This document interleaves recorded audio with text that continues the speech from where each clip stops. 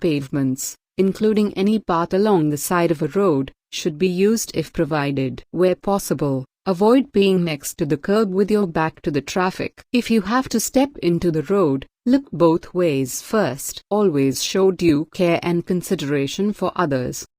If there is no pavement, keep to the right-hand side of the road so that you can see oncoming traffic. You should take extra care and be prepared to walk in single file, especially on narrow roads or in poor light. Keep close to the side of the road. It may be safer to cross the road well before a sharp right-hand bend so that oncoming traffic has a better chance of seeing you. Cross back after the bend. Help other road users to see you. Wear or carry something light-colored, bright or fluorescent in poor daylight conditions. When it is dark, use reflective materials. Armbands, sashes, waistcoats, jackets, footwear, which can be seen by drivers using headlights up to 3 times as far away as non-reflective materials. Young children should not be out alone on the pavement or road. When taking children out, keep between them and the traffic and hold their hands firmly. Strap very young children into pushchairs or use reins. When pushing a young child in a buggy, do not push the buggy into the road when checking to see if it is clear to cross, particularly from between parked vehicles.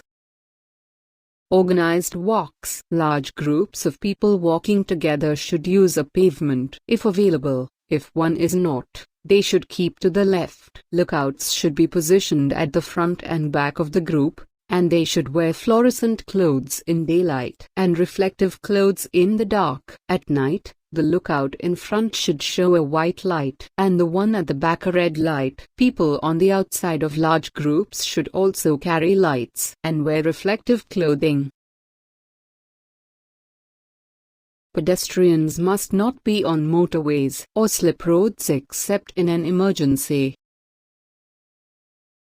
The Green Cross Code. The advice given below on crossing the road is for all pedestrians. Children should be taught the code and should not be allowed out alone until they can understand and use it properly. The age when they can do this is different for each child. Many children cannot judge how fast vehicles are going or how far away they are. Children learn by example, so parents and carers should always use the code in full. When out with their children, they are responsible for deciding at what age children can use it safely by themselves.